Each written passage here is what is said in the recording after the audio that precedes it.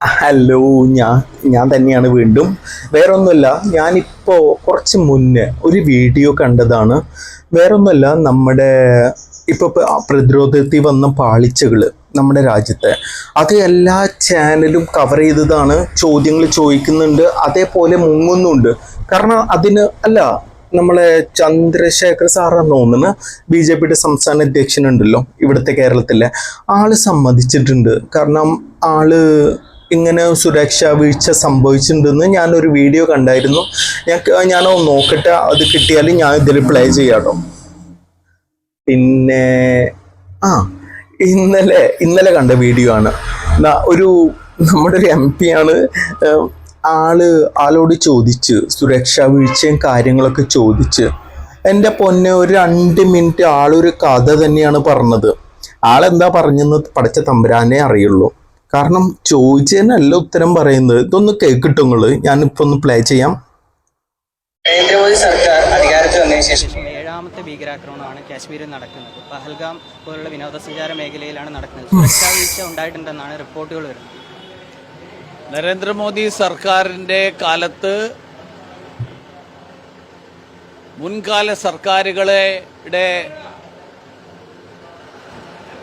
താരതമ്യം ചെയ്തു കഴിഞ്ഞാൽ ആ താരതമ്യം കേരളത്തിലെ ജനങ്ങളുടെ മുന്നിലുണ്ട്. അതുകൊണ്ട് ജനങ്ങൾക്ക് അതിനെക്കുറിച്ച് യാതൊരു സംശയമില്ല. ഈ നാട് ഏറ്റവും സുരക്ഷിതമായിരിക്കാൻ നരേന്ദ്രമോദിയേക്കാൾ ഉചിതനായിട്ടുള്ള, യോഗ്യനായിട്ടുള്ള മറ്റൊരു നേതാവ് ഉണ്ടാവില്ല എന്നുള്ള കാര്യത്തിലും ജനങ്ങൾക്ക് സംശയമില്ല. ഈ വീഡിയോ കണ്ടപ്പോൾ നിങ്ങൾക്ക് എന്താ മനസ്സിലായത്? അവർ ഓടുകയാണ്, അവർക്ക് മറുപടി കൊടുക്കാനില്ല. ഓടിയിട്ട്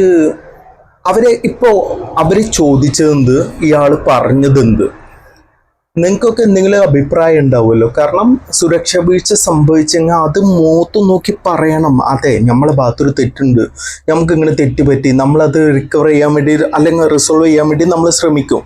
പക്ഷെ ഇയാൾ പറഞ്ഞത്, ഇതിനൊരു ക്യാപ്ഷനുണ്ട്, അരി എത്ര പയർ അഞ്ഞാഴി.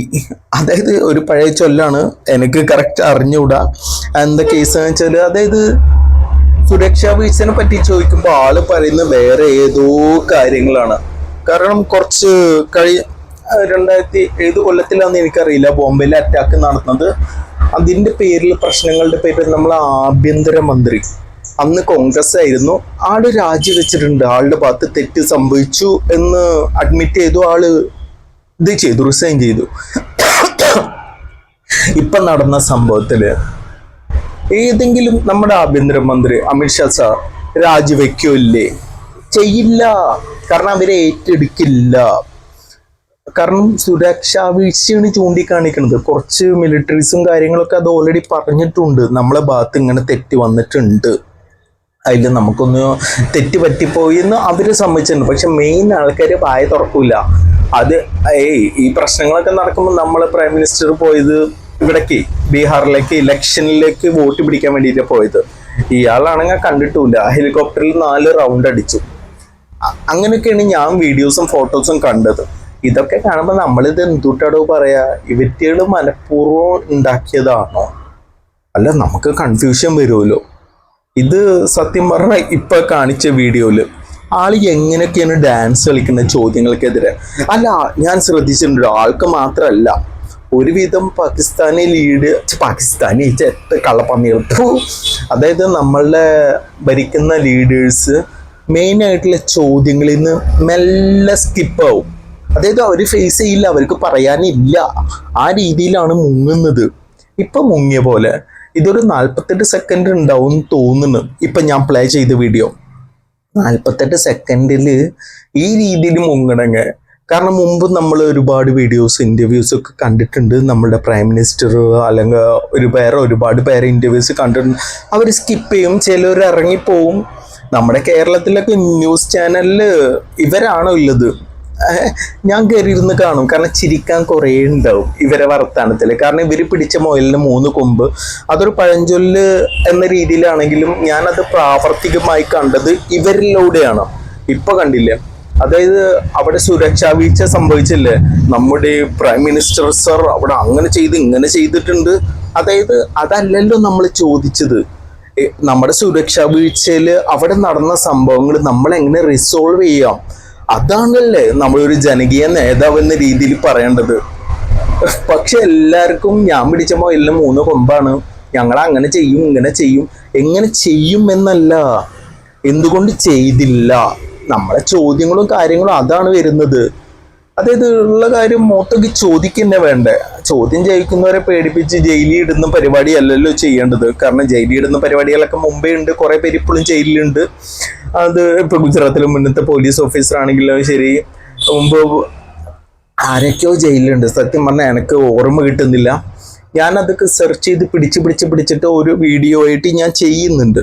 പക്ഷെ ഇപ്പോഴത്തെ കാര്യം എന്ന് വെച്ചാൽ ഞാൻ രാവിലെ കണ്ട വീഡിയോ ആണ് ഞാൻ ഇട്ടത്. നമ്മുടെ ഒരു ജനപ്രതിനിധി ചോദ്യങ്ങൾക്ക് എങ്ങനെ നൈസായിട്ട് പെട്ടെന്ന് സ്കൂട്ടായിട്ട് പോകണമെന്നുള്ളത് എല്ലാവരും ചിന്തിക്കണം. കാരണം വോട്ട് കുത്തുമ്പോഴും കാര്യങ്ങളൊക്കെ നമ്മൾ ചിന്തിക്കണം. ജനങ്ങൾക്ക് കാര്യമായിട്ട് മറുപടി കൊടുത്ത് അവരുടെ പ്രശ്നങ്ങൾ സോൾവ് ചെയ്യുന്ന ഒരാളെയാണ് നമ്മൾ അവിടെ വെക്കേണ്ടത്. അല്ലാതെ ചോദ്യങ്ങളിൽ നിന്ന് ഒളിച്ചോടി പോകണ്ട, നീ ചോദിക്കരുത്, നീ കളിക്കണ്ട, നീ അവിടെ ഇരുന്നോന്ന് പറയുന്ന ടീമിനെ അല്ല. എൻ്റെ ഉപ്പാക്ക് ഒരു ആന ഉണ്ടായിരുന്നു എന്ന് പറഞ്ഞിട്ട് ഞാൻ നടന്നിട്ട് ഒരു കാര്യമല്ല.